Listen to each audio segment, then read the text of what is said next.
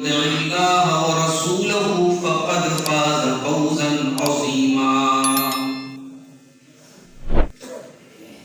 أما بعد فإن خير الحديث كتاب الله وخير الهدي هدي محمد صلى الله عليه وسلم وشر الأمور محدثاتها وكل محدثة بدعة وكل بدعة ضلالة وكل ضلالة في النار. أعوذ بالله من الشيطان الرجيم. بسم الله الرحمن الرحيم. المال والبنون زينة الحياة الدنيا والباقيات الصالحات خير عند ربك ثوابا وخير أملا. وقال تعالى في مقام آخر: يا أيها الذين آمنوا قوا أنفسكم وأهليكم نارا وقودها الناس والحجارة عليها ملائكة غلاظ شداد لا يعصون الله ما أمرهم ويفعلون ما يؤمرون. محترم حاضرین جمعہ، بزرگوں اور دوستوں، نوجوان ساتھیوں، پردہ نشین ماں اور بہنوں، پیارے بچوں، موہن پور کی اس جامع مسجد میں اللہ کے فضل و کرم سے، اس کی توفیق سے آج آپ کے سامنے خطبہ جمعہ کے لیے حاضر ہونے کا موقع ملا۔ خطبہ مسنونہ کے بعد قرآن مجید کی 2 آیتیں آپ کے سامنے پڑھی۔ پہلی آیت قرآن کے 15ویں پارے سے پڑھی، سورۃ الکہف کی آیت ہے، بہت مشہور آیت ہے۔ جمعہ کے دن اگر آپ سورۃ کہف پڑھتے ہوں گے تو یہ آیت بھی ضرور آپ کی نظر سے گزرتی ہوگی۔ اللہ نے فرمایا: المال والبنون زینۃ الحیات الدنیا۔ مال اور اولاد یہ دنیا کی زندگی کی زینت ہے، دنیا کی زندگی کی سندرتا ہے، ان کی خوبصورتی ہے، ان کا اٹریکشن ہے۔ دنیا کی زندگی سے اگر مال کو نکال دیا جائے اور اولاد کو نکال دیا جائے تو دنیا بدصورت ہو جائے گی، دنیا کی خوبصورتی ختم ہو جائے گی۔ اگر دنیا میں رنگ ہے، دنیا میں چمک ہے، تو 2 چیزوں کی وجہ سے، مال اور اولاد کی وجہ سے۔ اور انہی دونوں کی محبت میں پڑ کر کے انسان غلط راستے پہ چلا جاتا ہے۔ مال کے چکر میں انسان حرام کمائی کے راستے پہ چلا جاتا ہے، اور اولاد کی محبت میں انسان بہت سارے ایسے کام کرتا ہے جو نہیں کرنا چاہیے۔ اسی لیے اللہ نے مال اور اولاد کا ذکر کرنے کے بعد آگے یہ بھی فرمایا: والباقیات الصالحات خیر عند ربک ثوابا وخیر املا۔ میرے بندو، مال بہت اچھی چیز ہے، اولاد بہت بہترین چیز ہے، مگر آخرت میں کام آنے والی اگر کوئی چیز ہے تو تمہاری نیکیاں ہیں۔ والباقیات الصالحات، باقی رہنے والی اگر کوئی چیز ہے تو تمہاری نیکیاں ہیں۔ کل قیامت کے دن تمہاری اولاد تمہارے کام نہیں آئے گی، کل قیامت کے دن تمہارا مال تمہارے کوئی کام نہیں آئے گا۔ اگر امید لگانا ہے تو اپنی نیکیوں سے لگاؤ، اپنی بھلائیوں سے لگاؤ۔ قیامت کے دن تمہیں اگر کوئی چیز کام آئے گی تو تمہاری نیکیاں کام آئیں گی۔ یہ پہلی آیت جو میں نے پڑھی تھی قرآن کے 15ویں پارے کی، اس کا ترجمہ میں نے کر دیا۔ دوسری آیت جو میں نے پڑھی وہ قرآن کے 28ویں پارے کی آیت، سورہ تحریم کی آیت نمبر 6۔ اللہ نے فرمایا: یا ایھا الذین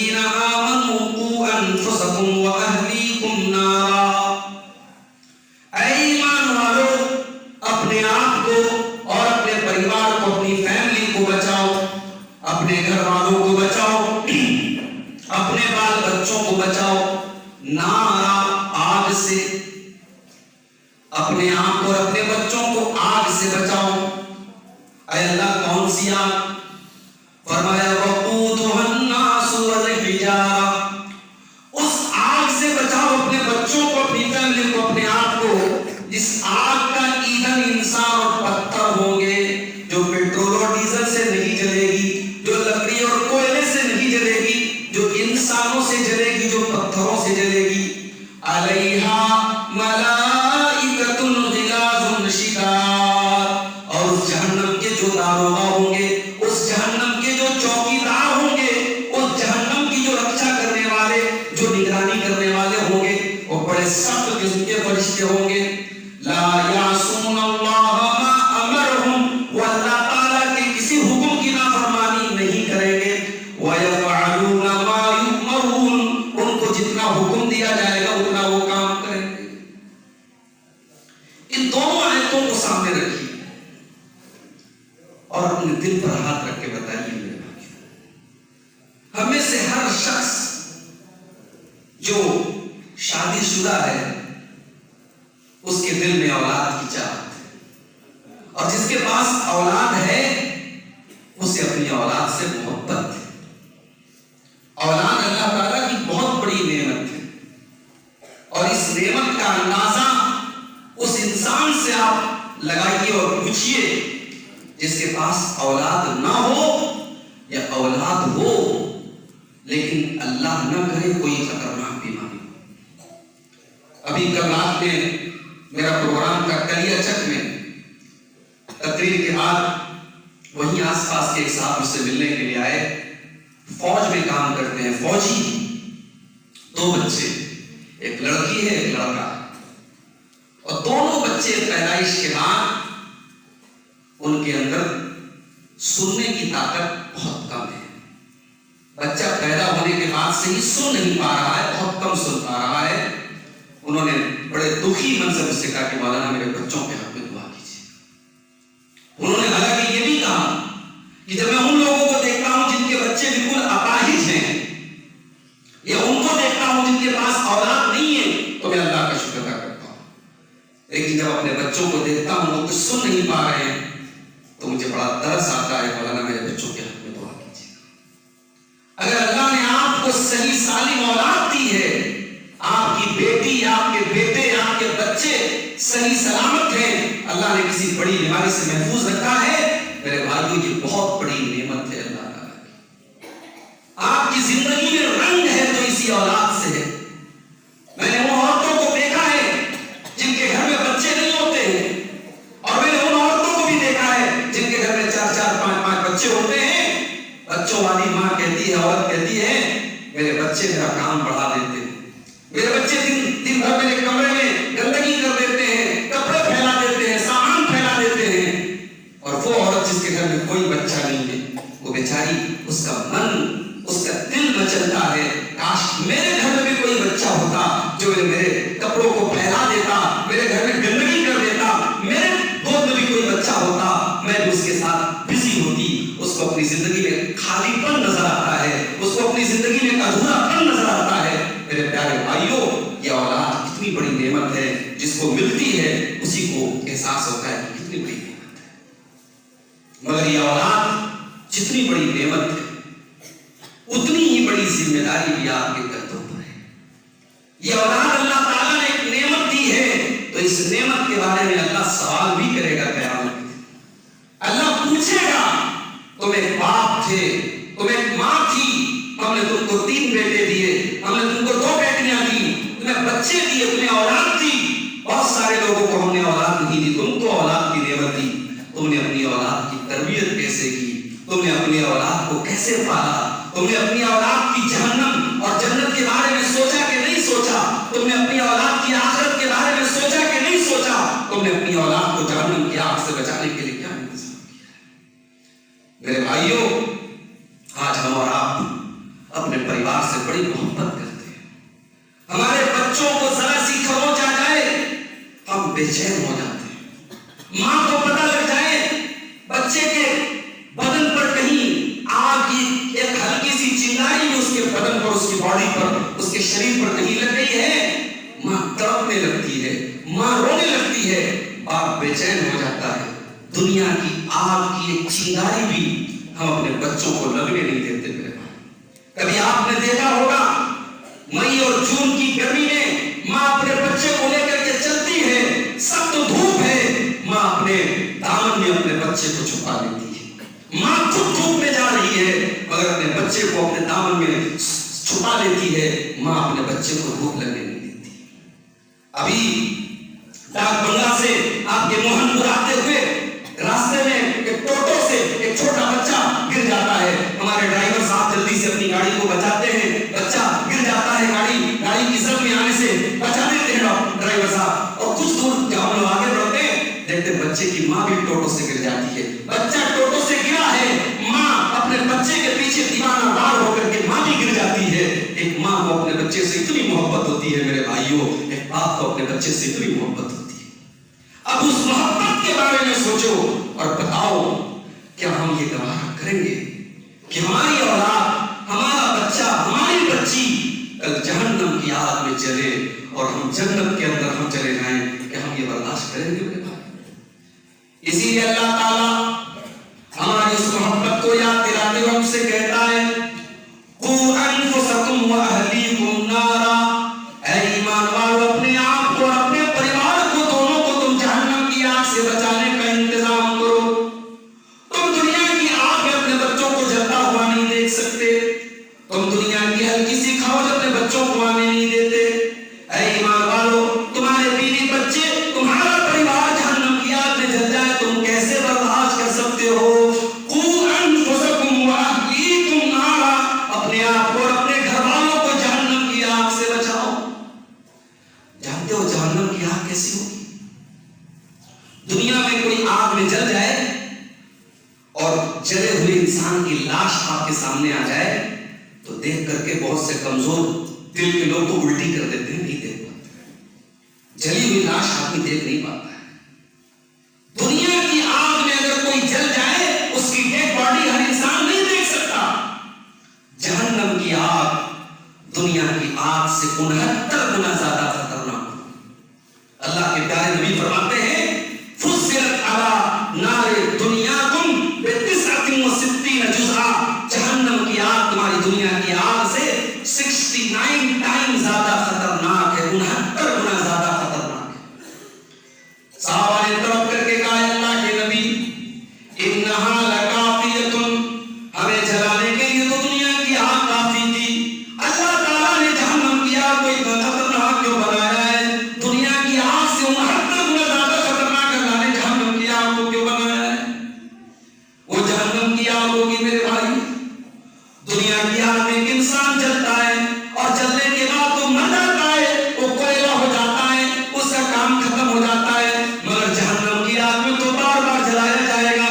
अल्लाह ने फरमाया, कुल्लमा नसिजत जुलूदुहुम बद्दलनाहुम जुलूदन गैरहा लियज़ूकुल अज़ाब। ऐ ईमान वालों जब हम जहन्नम की आग में जहन्नमियों को डालेंगे हम बार बार उनकी चमड़ी को जलाएंगे और जब उनकी चमड़ी जल जाएगी हम दोबारा नई चमड़ी दे देंगे, हम बार बार जलाने का अज़ाब उनको देंगे। वो जहन्नम की आग होगी। अल्लाह हमसे कह रहा है, हमें हुक्म दे रहा है, हमें एहसास दिला रहा है, अपने बच्चों को अपने परिवार को जहन्नम की आग से बचाओ। आज हम शिकायत करते हैं साहब हमारी नौजवान नस्ल बहुत खराब हो गई है, हमारी नौजवान नस्ल आज बर्बाद हो गई है, हमारी कौम की बच्चियां आज मुर्तद हो रही हैं, हमारे कौम के लड़के आज शराब के नशे में धुत हैं। इसी पाकुड़ के इलाके में मुझे बताने वालों ने बताया कि शराब पीने के मामले में मुसलमान पीछे नहीं है, मुसलमान का परसेंटेज आपको आगे मिल जाएगा।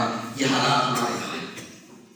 शराब और नशे की लत में आज हमारा नौजवान गलत है मेरे भाई, मोबाइल के जरिए गलत कामों में हमारा नौजवान गर्क है। आज इन हालात में मैं बाप से पूछता हूँ, एक माँ से पूछता हूँ, आपने अपने बच्चों की तरबियत पर कितनी मेहनत की? आपने बचपन से अपने बच्चों की तरबियत पर कितनी मेहनत की? इस्लाम तो ये कहता है जब आपका बच्चा 7 साल का हो जाए, मुर्रू औलादकुम बिस्सलाति व हुम अब्नाउ सब'i सिनीन, जब तुम्हारे बच्चे 7 साल के हो जाए उनको नमाज का हुक्म दो, वज़रिबूहुम अलैहा, और जब वो 10 साल के हो जाए और नमाज ना पढ़े तो उनकी पिटाई करो। आपका बच्चा 10 साल का हो गया और नमाज नहीं पढ़ता है, अल्लाह के नबी कह रहे हैं पिटाई करो। وَفَرِّقُوا بَيْنَهُمْ فِي الْمَضَاجِعِ، اور بستر الگ کر دو. ایک بستر پہ 2 بچوں کو مت سلاؤ، ایک چادر میں 2 بچوں کو مت سلاؤ. 10 سال کا بچہ جوان تو نہیں ہو گیا، 10 سال کی بچی جوان تو نہیں ہو گئی، مگر شریعت نے، ہماری شریعت کتنی سینسٹیو شریعت ہے، ہماری شریعت نے کتنا خیال رکھا ہے ہمارے احساسات کا، کہ 10 سال کا جب بچہ ہو رہا ہے اب وہ سمجھدار ہو رہا ہے، اب اس کے اندر جوانی کی دہلیز پر وہ قدم رکھنے والا ہے. 10 سال کی بچی اب بالغ ہونے کی کگار پہ ہے، بچہ 10 سال کا ہو گیا، بچی 10 سال کی ہو گئی، اب ایک بستر پہ مسئلہ ہوگی، بستر میں تربیت کہاں سے شروع ہو رہی ہے؟ بلکہ اور پیچھے چلے جائیں، اولاد کی تربیت تو وہاں سے شروع ہوتی ہے جب آپ کی ماں آپ کے لیے رشتہ دیکھنے جاتی ہے. میری ماں اور بہنوں، جب آپ اپنے گھر میں بہو تلاش کرنے کے لیے جاتی ہیں تو یہ مت سمجھیے کہ آپ صرف بہو تلاش کرنے جا رہے ہیں، نہیں، آپ صرف ایک بہو لینے نہیں جا رہی ہیں، آپ اپنے بچے کے لیے، اپنے بیٹے کے لیے ایک بیوی تلاش کرنے جا رہے ہیں، اپنے ہونے والے پوتے اور پوتیوں کے لیے ایک ماں تلاش کرنے جا رہی ہے. اور شریعت کہتی ہے جب آپ رشتہ دیکھنے کے لیے جائیں، جب آپ لڑکی دیکھنے کے لیے جائیں تو برادری بعد میں دیکھیں، خاندان بعد میں دیکھیں، دولت بعد میں دیکھیں، خوبصورتی بعد میں دیکھیں، پہلے نمبر پہ آپ دینداری دیکھیں. اللہ کے پیارے نبی فرماتے ہیں تُنْكَحُ الْمَرْأَةُ لِأَرْبَعٍ لِمَالِهَا وَلِحَسَبِهَا وَلِجَمَالِهَا وَلِدِينِهَا. جب کسی عورت کا نکاح ہوتا ہے تو 4 چیزیں اس عورت کے اندر دیکھی جاتی ہیں، مال دیکھا جاتا ہے، خوبصورتی دیکھی جاتی ہے، خاندان دیکھا جاتا ہے، اور اس کی دینداری دیکھی جاتی ہے. آپ نے فرمایا فَاظْفَرْ بِذَاتِ الدِّينِ، تم دیندار عورت کو اپنے گھر میں لے کے آ جاؤ، کامیاب ہو جاؤ گے. دیندار عورت کو لے کے آؤ، کامیاب ہو جاؤ. اب ذرا دل سے بتاؤ میرے بھائی، کتنے لوگ رشتے ناطے میں دینداری دیتے؟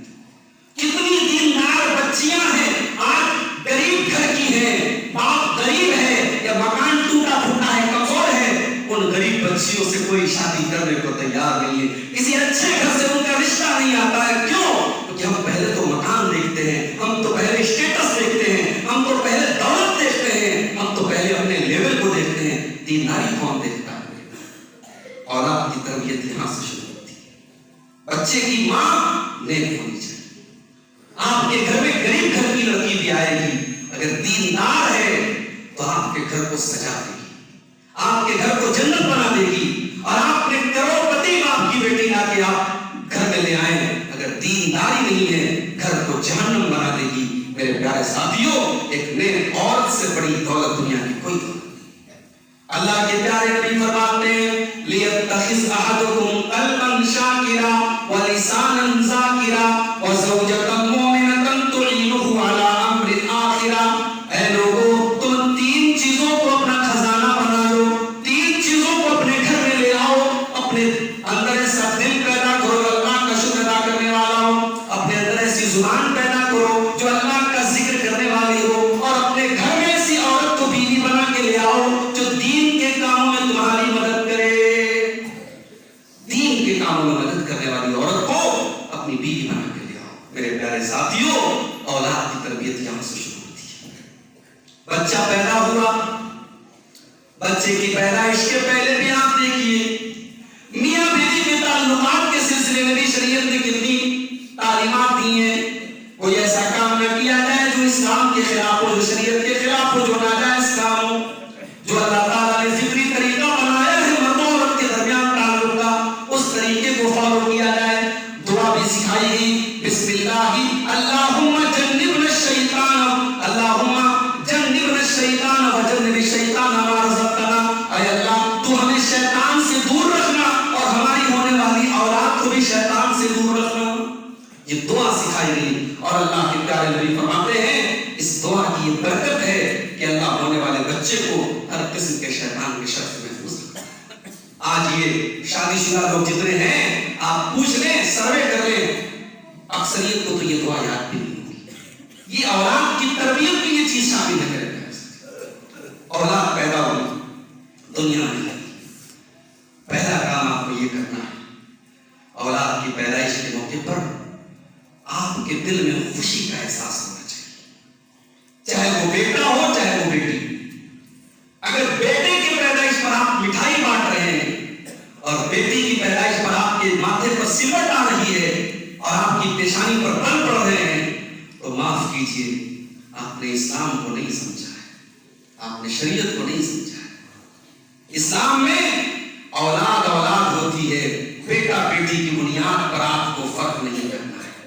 یہ اسلام کے پہلے دور جاہلیت کا طریقہ تھا، ان کے گھروں میں جب بیٹی پیدا ہوتی تھی تو باپ کا چہرہ کالا پڑ جاتا تھا۔ وَإِذَا بُشِّرَ أَحَدُهُم بِالْأُنثَىٰ ظَلَّ وَجْهُهُ مُسْوَدًّا وَهُوَ كَظِيمٌ، جب ان کو بیٹی کی خوشخبری سنائی جاتی تھی، جب ان کو بتایا جاتا تھا کہ بیٹی پیدا ہوئی ہے، باپ کا چہرہ کالا پڑ جاتا تھا۔ يَتَوَارَىٰ مِنَ الْقَوْمِ مِنْ سُوءِ مَا بُشِّرَ بِهِ، اور باپ اپنا چہرہ اپنی قوم کو نہیں دکھاتا تھا۔ باپ سوچتا تھا اگر قوم کو بتاؤں گا تو قوم کی نظر میں ذلیل ہو جاؤں گا، اور دوسرا راستہ یہ کہ اپنی بیٹی کو اپنے ہاتھوں سے زمین میں گاڑ دوں، دفن کر دوں۔ بیٹی کو دفن کر دیتے تھے۔ اسلام نے کہا نہیں، میرے نبی نے کہا نہیں، بیٹی بھی ہے تو رحمت بن کے آئی ہے، بیٹی وہ چیز لے کے آئی ہے جو بیٹا لے کے نہیں آتا، بیٹی رحمت بن کے آئی ہے۔ بیٹی اگر آئی ہے، اللہ نے آپ کو موقع دیا ہے، اچھی پرورش کر لو، اچھی تربیت کر لو، بیٹی آپ کو جنت تک لے کے جائے گی۔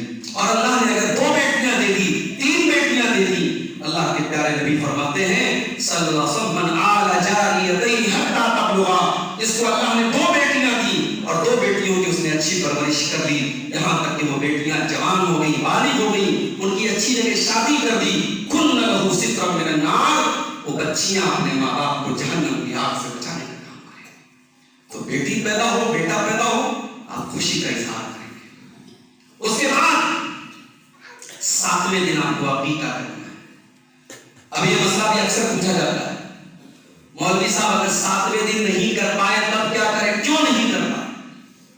ارے مولوی صاحب کیا بتائیں، سیزر آپریشن، بڑا آپریشن تھا، وائف ہماری ہاسپٹل میں ایڈمٹ تھی، کوئی مسئلہ نہیں، ہاسپٹل میں ایڈمٹ ہے، کبھی عقیقہ ہو جائے گا، جانور لاؤ ذبح کر دو، گوشت بانٹ دو غریبوں میں، فریج میں رکھ دو، 2-4 دن بعد دعوت کھلا دو، مت کھلاؤ دعوت ضروری نہیں ہے، اصل جانور ذبح کرنا ہے۔ عقیقہ کا جانور آپ سارا خود بھی کھا جائیں کوئی مسئلہ نہیں، سارا رشتہ داروں کو کھلا دیں کوئی مسئلہ نہیں، سارا غریبوں کو بانٹ دیں کوئی مسئلہ نہیں، لیکن کوشش کرو کہ 7ویں دن عقیقہ کیا جائے۔ اگر 7واں دن مس ہو گیا کسی مجبوری کی وجہ سے، تو اب اس کے بعد کب کیا جائے؟ 14ویں دن یا 21ویں دن کے بارے میں ایک روایت ملتی ہے، مگر وہ روایت صحیح نہیں ہے۔ آپ 7ویں دن کے بعد 8ویں دن بھی کر سکتے ہو، 9ویں دن بھی کر سکتے ہو، 12ویں دن بھی کر سکتے ہو، کبھی بھی کر سکتے ہو، کوشش کرو جتنا جلدی ممکن ہو کر لو، اس لیے کہ بچہ گروی رہتا ہے۔ اللہ کے رسول فرماتے کل غلام مرتہن بعقیقتہ، بچہ اپنے عقیقہ کی وجہ سے گروی رہتا ہے۔ اگر ماں باپ نے طاقت کے باوجود اگر عقیقہ نہیں کیا تو بچہ قیامت کے دن اپنے باپ کے لیے سفارش نہیں کرے گا، اس لیے طاقت ہے تو ضرور بچے کے لیے عقیقہ کرے۔ اس کے بعد اچھا سا نام رکھنا ہے آپ کو بچے کا۔ ہمارے یہاں نام کا بڑا مسئلہ ہے، آپ کے جھارکھنڈ اور بنگال اور بہار میں بڑے عجیب و غریب نام، ابھی کلیا چک وغیرہ میں تو ایسے ایسے نام رکھے جاتے ہیں جو مسلمانوں کے نام ہی نہیں۔ راہل، مسلمان کا نام راہل ہے، راہل شیخ، اور رونو شیخ، رانو شیخ، اور لڑکیوں کا نام سیما اور سنگیتا، مسلمانوں کے ہی نام رکھے جا رہے ہیں۔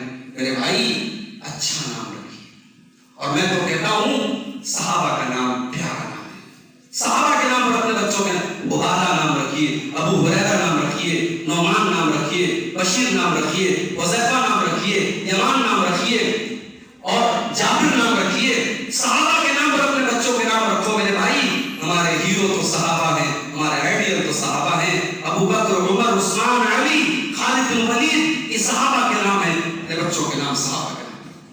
لڑکی پیدا ہو جویریہ نام رکھو، حفصہ نام رکھو، عائشہ، مریم، آسیہ، خدیجہ، فاطمہ، زینب، ام کلثوم، رقیہ، یہ نبی کی بیٹیوں کے نام، یہ نبی کی بیویوں کے نام، یہ نبی کی صحابیات کے نام، اپنی بچیوں کے نام یہ رکھو گے۔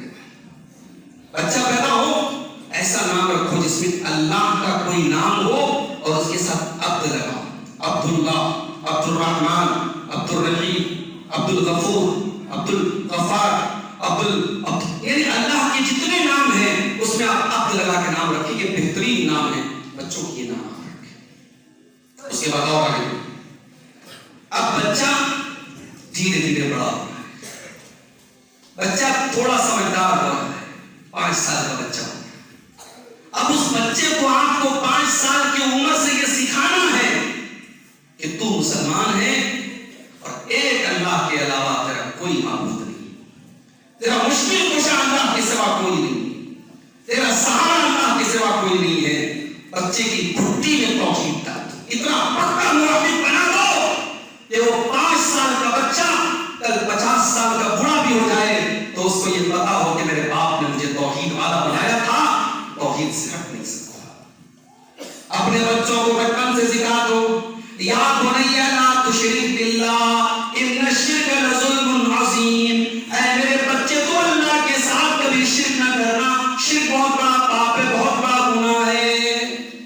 بچوں کے عقیدے کی فکر کرو میرے بھائی، میری ماں اور بہنوں، بچے کو نظر لگ جائے تو دعائیں پڑھ کے دم کیا کرو، یہ دھاگے نہ باندھا کرو، یہ تعویذ نہ باندھا کرو، اور یہ جاہل لوگوں سے جا کے ان کو پھکارا مت دو۔ ہاں کوئی عالم ہے، کوئی واقعی میں قرآن و حدیث کا جانکار ہے، اس کے پاس آپ جا کر کے دعا وغیرہ پڑھ کے دم کر دے، الگ بات ہے، وہ جائز ہے، مگر بہتر یہ ہے ماں کو خود اتنی دعا یاد ہو بچے کو دم کر دے، باپ کو خود اتنی دعا یاد ہو بچے کو دم کر دے۔ بچوں کو نظر کا ٹیکا لوگ لگاتے ہیں، بچے جو ہے مائیں بچوں کی مالش کرتی ہیں تو ماتھے پر ایک ٹیکا لگاتی ہے، نظر کا ٹیکا، یہ بھی جہالت ہے، یہ بھی غلط ہے۔ نظر سے بچانا ہے، دعا پڑھ کے دم کر دو۔ بچہ خوبصورت لگ رہا ہے تو ماشاءاللہ تبارک اللہ، ماشاءاللہ کہہ دیا، انشاءاللہ نظر نہیں لگے گی۔ تو یہ چیزیں ہیں میرے بھائیوں، بچوں کو بچپن سے عقیدہ سکھاؤ۔ اور آگے بڑھو، اب بچہ 10 سال کا ہو گیا، بچہ سمجھدار ہو گیا، اب اللہ کے نبی فرما رہے ہیں کہ 7 سال کا بچہ ہو جائے تو نماز کے لیے لے کر کے جاؤ۔ لڑکیاں اگر گھر میں ماں مصلی بچھا رہی ہے تو ایک چھوٹا سا مصلی اپنی بچی کے لیے بھی بچھا دے، اور 7 سال کی بچی کو ہر حال میں نماز، ہر ٹائم نماز اس سے پڑھوائے، فجر کی نماز میں بھی اپنی بچی کو اٹھائے۔ ارے بولی صاحب یہ تو بہت مشکل بات ہے، سردی کا موسم ہے، صبح 5 بجے 5:30 بجے مغرب فجر کی اذان ہو رہی ہے، اس صبح ہم بچوں کو کیسے اٹھائیں گے؟ میں بتاتا ہوں کیسے اٹھائیں گے۔ بنارس میں میں نے ایسے اسکولوں کو میں جانتا ہوں، شہر سے اسکول 20 کلومیٹر دور ہے، صبح 6 بجے اسکول کی وین آتی ہے، مائیں صبح 4 بجے اٹھتی ہیں اور 5 بجے اپنے بچوں کو تیار کرتی ہے۔ وہاں اسکول بھیجنا تھا، وہاں مہنگی فیس دینا تھا، تو اس لیے ہم نے بچوں کو صبح 5 بجے اٹھا دیا۔ یہاں فجر کی نماز کا معاملہ ہے تو ہمیں بڑا مشکل لگ رہا ہے۔ میرے بھائیوں، اگر آپ بچپن سے اپنے بچے کی عادت ڈال دیں تو 4 دن آپ بچے کو فجر کی نماز میں اٹھا دیں، اس کے بعد آپ جب اٹھیں گے بچہ آپ کے پہلے اٹھا ہوا موجود رہے گا۔ 7 سال سے لے کر کے 10 سال تک کنٹینیو بچے کو نماز کی عادت کرنا۔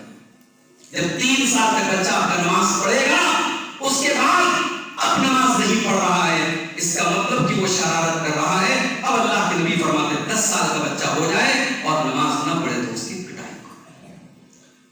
اور آگے بڑھیے، بچی کو مینسز آنے لگے، بچی بالغ ہو گئی، اب گھر سے وہ نکلے تو حجاب میں نکلے۔ ارے مولوی صاحب ابھی تو ہماری بچی 12 سال کی، ابھی اس کی عمر ہی کیا ہے؟ رمضان کا روزہ گرمی میں پڑ رہا ہے، اگر رمضان کا روزہ گرمی میں پڑ رہا ہے تب بھی آپ کی بیٹی اگر بالغ ہو چکی ہے اور آپ کا بیٹا بالغ ہو چکا ہے تو روزہ اس کے اوپر فرض ہے، اور آپ محبت میں اپنے بچوں پر ظلم نہ کریں میرے بھائی، اس کو روزہ رکھنے دیں، روزہ رکھنے دیں۔ ہاں اگر واقعی میں بیمار ہو گیا الگ بات ہے، وہ ایک الگ مسئلہ ہے، لیکن بچہ اور بچی بالغ ہو گئے تو رمضان کا روزہ بھی اس سے رکھنا ہے۔ اب دھیرے دھیرے بچہ بڑا ہو رہا ہے، اب زمانے کے بہت سارے فتنے اس کے سامنے، لڑکی کے ہاتھ میں موبائل آ گیا، لڑکے کے ہاتھ میں موبائل آ گیا، اب ناجائز رشتے بھی موبائل کے ذریعے سماج میں جنم لے رہے ہیں، لڑکے لڑکیاں ایک دوسرے سے باتیں بھی کر رہے ہیں، لڑکیاں انسٹاگرام پر اپنے فوٹو بھی ڈال رہی ہیں، واٹس ایپ پر اسٹیٹس پر اپنے فوٹو بھی ڈال رہی ہیں، یہ ماحول بنا ہوا ہے۔ اب اپنے بچوں کو ہم کیسے بچائیں؟ آؤ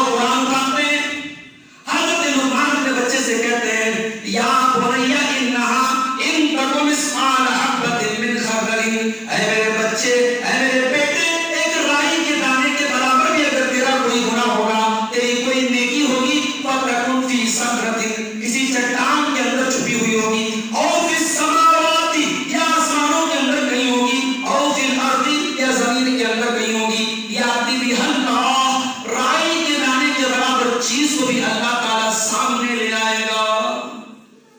یہ اللہ کا مقام ہے، یہ اللہ کی عظمت ہے۔ یہ اپنے بچوں کو سکھاؤ کہ بیٹا، بیٹی، اللہ سے نہیں بچ سکتی ہے تم، اللہ سے نہیں بچ سکتا ہے۔ اللہ کا کیمرہ دیکھ رہا ہے، تو کمرے میں کیا کر رہا ہے، تو دوستوں کے ساتھ کیا کر رہا ہے، تو رات کو 2 بجے موبائل پر کیا دیکھ رہی ہے، یہ ساری چیزیں اللہ کا کیمرہ ریکارڈ کر رہا ہے۔ وَإِنَّ عَلَيْكُمْ لَحَافِظِينَ كِرَامًا كَاتِبِينَ يَعْلَمُونَ مَا تَفْعَلُونَ، ہمارے کرامن کاتبین تمہاری ایک ایک ایکٹیویٹی کو ریکارڈ کر رہے ہیں، ایک ایک چیز کو نوٹ کر رہے ہیں، اور قیامت کے دن سب کچا چٹھا کھل جائے گا۔ اپنے بچوں کے دل میں اللہ کی عظمت بٹھاؤ، اپنے بچوں کو توحید سکھاؤ، اپنے بچوں کو اللہ کے بارے میں بتاؤ۔ اسی لیے قرآن میں اللہ کہتا ہے انما یخشی اللہ من عبادہ العلماء، اللہ سے اس کے بندوں میں وہ ڈرتے ہیں جو اللہ کو جانتے ہیں، جو علماء ہیں۔ علماء سے مراد یہاں ڈگری والے علماء نہیں ہیں، علماء سے مراد یہ ہے آپ جتنا اللہ کو جانیں گے، جتنا اللہ کا علم آپ کو ہوگا، اتنا آپ اللہ سے ڈریں گے۔ بچوں کو برائی سے بچانا ہے، بچوں کے دل میں اللہ کا ڈر پیدا کرنا ہے۔ اور آگے بڑھیں، چند منٹ اور میں بات کر کے بات ختم کراؤں۔ بچوں کو اخلاق سکھائیں۔ جس گھر میں مائیں چلا چلا کے بات کریں گی، اس گھر کی بیٹیاں بھی چلا چلا کے بات کریں گی۔ جس گھر میں باپ کے منہ سے گالی نکلے گی، بیٹا بھی گالی دے گا۔ جس گھر میں باپ سگریٹ پیے گا، کل بیٹا بھی سگریٹ پیے گا۔ جس گھر میں نماز کے ٹائم باپ بیٹھا رہے گا، اس گھر میں اولاد بھی بیٹھی رہے گی۔